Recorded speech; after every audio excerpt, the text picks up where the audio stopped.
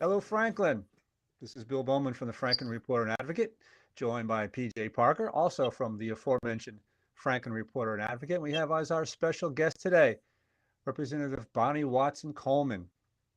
We're going to be talking to the representative on a couple of different things, but I just want to give you just a little bit of history. Bonnie Watson Coleman obviously is a congresswoman for New Jersey's 12th congressional district who made history as the first African American woman to represent New Jersey in Congress. Her career began in New Jersey state government, and she later served in the New Jersey General Assembly for 8 consecutive terms, the first African American woman to be majority leader. In 2014, she was elected to the U.S. House of Representatives and has since co-founded the Congressional Caucus on Black Women and Girls. She began her public service career at the State Division on Civil Rights and later led the Office of Civil Rights at the State Department of Transportation. She became the first African American woman to lead the New Jersey State Democratic Party in 2002 and served as the majority leader of the New Jersey General Assembly from 2006 to 2010.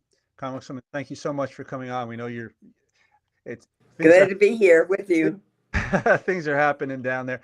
We're going to get to you about your decision to not run for re-election in a minute. But first of all, I mean, things are cracking. So can you just give me your perspective about what's been happening down in DC the past week or so? So, this week we just passed the Epstein bill. It went to the Senate. It was passed unanimously, and the president has signed it. Now we're waiting to see what trickery he is going to use, how he's going to weaponize government to try to delay the actual release of the Epstein files. Then we had a series of, members and censure resolutions and all that kind of stuff, as if that's the most important thing we should be dealing with right now. We should be dealing with trying to figure out what we're going to do about extending the subsidies for healthcare. We need to reverse the fact that Donald Trump's policies have made living in New Jersey and around this country much more expensive, from eating to clothing yourself. And we need to make sure that this administration doesn't try to undo all of the environmental protections that we have fought so hard for over the last several years. So we're voting every day. We've been here since Monday. We're going to be here till Friday. Some of the votes are silly. Some of them are very serious, like the Epstein vote. Thank God for Adelita Rahalva. And see where we're going to go. We got a lot of work to do. People paid attention that Tuesday, a couple Tuesdays ago. They told us what they don't like about governance and government. They told us what they expect. And I think Democrats have a responsibility to remind people of that and to continue to work in space that advances those things. So that's what we're doing down here. A little busy. What do you make of the Republicans' turnabout on the Epstein files? I mean, I thought there was some severe or serious opposition to releasing them on their side, and all of a sudden, all but one vote to release. So when they found out that it wasn't going anywhere, that the majority of the country believed that it was an issue that needed and required transparency, that people within the MAGA movement started complaining about Donald Trump not caring about America first. And so at some point, his folks said, look, it's going to be what it's going to be. The House of Representatives and the senators are up against the wall. They're going to vote. Get ready for it. Prepare yourself for it and do what you have to do. All right. Okay. PJ, I'm going to throw it over to you. As we started this, and one of the reasons that we were hoping to have your availability is that we understand you've chosen not to run for re-election. And we were wondering, with everything that's going on and how involved you have always been, including your presence at the January 6th insurrection, what was active about you making this decision? How did you come to this conclusion that this was going to be your last year? Hey, PJ, I thought about this when I got elected the last time. that, at some point, Right. Bonnie, you need to reevaluate what you're doing, Hmm. and whether or not you're needed in that space. And I don't think I'm like so indispensable that I'm the only one that's needed in that space. I need the space that I was working in to be continued. Hmm. But I'm a certain age. You know how old I am. I've got a husband who gave up everything to come down here and be with me in Congress, and Wow. I wouldn't have done it and couldn't have done it without him. I have a magnificent granddaughter. I've got a big family. I've got sons. I've got nieces and nephews. We're a close family. We all live pretty close together. I want to spend time with them. I want to work in, I don't want job work. I want to work in space, helping young people in particular figure out why they want to be in public Hmm. service and what that means. And I want to help folks who don't want to be in public service to love and respect and give dignity to those who are in need of the public service. Hmm. Hmm. Well, So that's always been your shining attribute, that you've always put people first. You've thank always you. stood up for New Jerseyans who have been wronged or who potentially may be wronged with everything that's going on. And you've always been a voice for Yeah, all of your constituents, not just one part of right. constituents. And That's that's my purpose in incredible. life. Yeah, that's absolutely incredible. And so we are also grateful for that leadership. Um, I, I, I guess that's your plan for the next year, to do what you just mentioned. But what I'd love to know is, what is your favorite and or proudest moment in your tenure? Or if I got there's a more couple than of one. them. No, Right. no. Yeah, I got a couple of them. One of them was the co-creation of the Congressional Caucus on Black Women and Girls, because there was no such entity that paid attention to the impact or the development of public of um, policy and Hmm. legislation, how it impacted us, whether it's healthcare or whatever. Hmm. I'm very proud of that. I'm very proud of the work that we did with the mental health task force, that emergency task force, even though it was kind of geared towards young Black boys and girls trying to commit suicide or talking about committing suicide or whatever. The work that we did with the psychologists and psychiatrists and social workers that were our working group, the hearings that we had led to a very important report sounding the alarm or ringing the alarm, um, which talked about the gaps and the needs as it relates to mental health. And then we did a piece of legislation pursuing equity in mental health. It's not been completely passed, unfortunately. Pieces have, but the discussion about mental health, the gaps that exist, and the inadequacy of government in that space is something that has been talked about more since that task force than ever before. And it doesn't, it's not just by race or ethnicity, it's not by age or group, it's Hmm. the whole issue of mental health. Now, I think that the issue of mental health is even more critical since we're in this second term of a very mean, evil, and wicked administration. And so I'm happy that we're talking about it and putting resources into it. Hmm. Well, it certainly has been chaotic. Uh, that it's difficult to assess what the end result is ultimately going to be. And I think this last election, if we could have you touch on this, that the tide turned pretty radically uh, away from the current administration on so many levels, that I think that was an element of surprise uh, for the voting public, as well as those in Washington. I'm not sure that was an expected result. What do you think? Well, let's talk state of New Jersey first. It never occurred to me that we were only going to win by 3 points. Mikey is a good candidate. She's smart. We had the right message.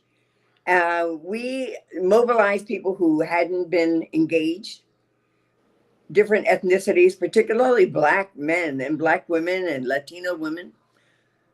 We were also the beneficiaries, Mikey is, of the anti-Trump movement, which kind of pushed the things out in the country as well. So we had a good day in New Jersey. We gained seats in the legislature. We can save democracy in New Jersey, and we can be a turning point for the rest of the country. As far as the rest of the country is concerned, people showed up in states and on issues that I don't think anybody expected to the degree that it happened. Whether or not it's saving the 3 Supreme Court jurists in Pennsylvania or the California and the holding of new districts or things of that nature. People were elected to offices up and down the ballot. Democrats who hadn't been before.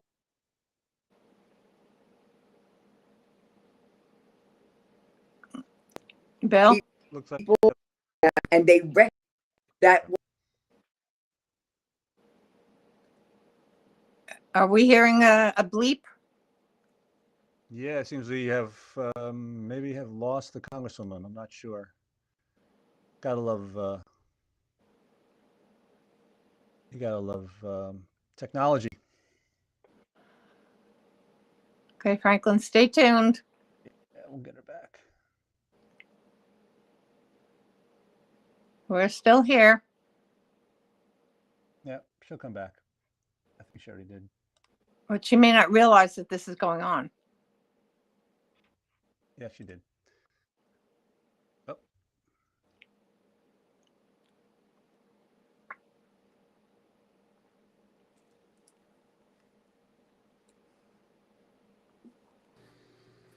There you are. Oh my goodness. Yeah. So I knew what was going on. I just don't know at what point you didn't hear me anymore. We were talking about the election results. Yeah. And what seemed The to turn. national one, Yeah. Uh-oh. Oh no. because I talked to. All right. We'll get her back.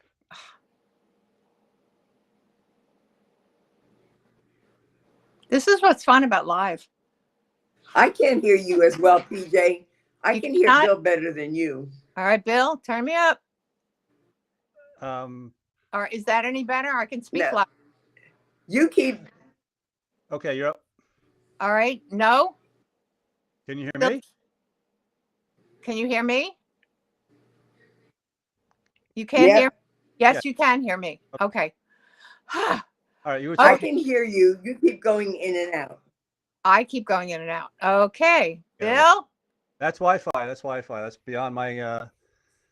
That's the Wi-Fi gods. Anyway, you were talking about the national election, California. Yeah. So the national election, nationally, we saw that people across this country, in states where they had elections, made it known that they don't like what Donald Trump is doing, that they don't trust him, that they don't believe that he cares about them, that he cares about the rich, the very, very, very ultra rich. So they voted for issues in California and people in other states, and they supported 3 jurists, Supreme Court jurists, in the state of Pennsylvania. So, and then we had a great win in New Jersey, some of which obviously is, in response to the wickedness of Trump. But basically, I think it's because Democrats have been getting the message out. Trump only cares about the rich and the very powerful. He doesn't care if you have health care. He doesn't care if you have housing, and he didn't even want to feed you when the government shut down. People don't like that because they recognize, but for the grace of God, any one of us could be in that position. So there was a loud message about the country moving another direction. I think Republicans who thought they could skate in their districts into the midterms by not communicating with their uh, constituents now know they better giddy up. Now know people are paying attention to how they're going to vote. So are you going to vote for the extension of healthcare benefits under the ACA? Are you not? Are you going to vote no? Any way you vote other than yes, you are vulnerable. Any way the Senate takes this up or doesn't, if they vote no and don't take it up, their members who are running are vulnerable because we understand that this administration and this Republican controlled legislature has allowed prices to raise from food to clothing and anything in between or beyond at the same time, eliminating health care, making it harder for Medicaid, and then turning around and making sure that rich people get richer and richer and richer and richer. And that's greed, and it's disgusting. Well, I think at the time when the SNAP benefits had been declared to be denied and that people shouldn't expect that in November they would be able to utilize their SNAP benefits, which is beyond anybody's comprehension. And I strongly support the concept that at any moment, this could be any one of us. And that was a driving force. But 3 days before the election, for people to be wondering if they could put food on the table for their families, I think had a subliminal major impact in the way the voting swung. That the timing was maybe the tragedy in the potentiality of it happening was in essence a timely moment. So the potentiality was becoming an eventuality. Right, and exactly. People saw that. Right. And I think that had a tremendous impact on people going to the polls. I'm one of the traditional ones who must vote on election day. I don't want to be ahead of the curve. I want to know that night after I've cast my vote what the result is going to be. And I go to the same place every year. And this year, you could almost not get in the door. So that was a brava moment. It was extraordinary. I was so excited to see that the parking lot of the polling place was totally full, and there were people almost on a line at the door. It was just very gratifying that people's voices needed to be heard, and they took those voices to the polling place. I think it was really extraordinary to see. So I was thrilled about that. And That's I my vote. My vote. So again, back to where you are. How much time do we have, Congresswoman? We have 15 minutes. We have 15 minutes. Okay, Bill, do you want to ask Bonnie something else? Well, did we cover this already? Is there? You have another year left and little change after that. But is there a piece of legislation that you are going to really push, or maybe more than one that you're going to really push? I know I just got your release about your bill with or your support of a bill with Senator Kim concerning burial of military veterans and having the VA or whoever, I forget which agency, subsidize it like they subsidize for veterans. Sure. Is there anything that you really feel passionate about that you're really going to push for before you walk out that door the last time? I got a lot. Yeah. You know, I reintroduced the unearned guaranteed jobs. I introduced guaranteed the Yeah, we're popping out again.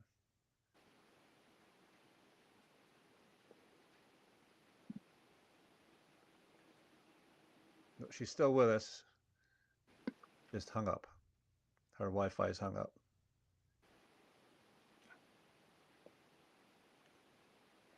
Come on back. You gotta love technology, right?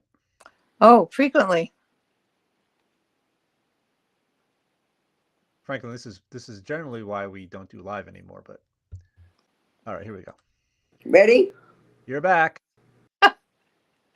We're so sorry this keeps happening. We're back. And thank you so much for your time. Hold on. Wait a minute. Come on now. In about 10 minutes. So I introduced the guaranteed income. I want to introduce the guaranteed jobs again. I have a profit sharing bill that I want to reintroduce. Of course, the Crown Act and things like that of that nature. Um, I want to make sure that we're doing the kinds of things we need to do with regard to mental health resources. I'm sure I am missing something, and my staff is probably on the other end of the phone going, "Why didn't you say this?" There's so much that I have in my portfolio, including not for profit prisons, Right. that I want to keep pushing those things so that people know that they're still there. They still need to be addressed. I hope somebody takes them up when I leave. Mm. Are we going to be seeing you at any anti-ICE protests in the future? Huh? Are I we didn't hear you. are we going to be seeing you at any anti-ICE protests in the future? If I am needed to stand up in a protest, I will. The de-icer. That was a non-committal commitment. Yeah. Okay. Hey, let me just say that my last thing, because you know how I feel about jobs and equality and equity and social justice reform. Hmm. I also care about international issues. Hmm. And you guys know that I believe in a two-state solution as it relates to uh, Yes. Gaza And it's, and Israel. And I'm very disappointed mhm, that it's not moving in the right direction. So I need people to continue to push that. mhm, Everybody has the right to live in safety, security, dignity, and respect mhm. Absolutely. Absolutely. With food on the table. Just with food on the table. one last thing, a little bit lighter than that. Your colleague Marjorie Taylor Greene seems to have, I don't know if I can say slight, but what do you take? What's your take on her statements lately and her posture toward the president? One thing she said that really resonated with me, and I kind of alluded to it, is that she says she's MAGA, but that she doesn't believe that the president thinks of America first. Mm. And Mm, so I appreciate that and I respect it. I don't know what her motivation is. I hope it's because she just wants to speak truth to power about his not being concerned with America first. Mhm. mm. All right.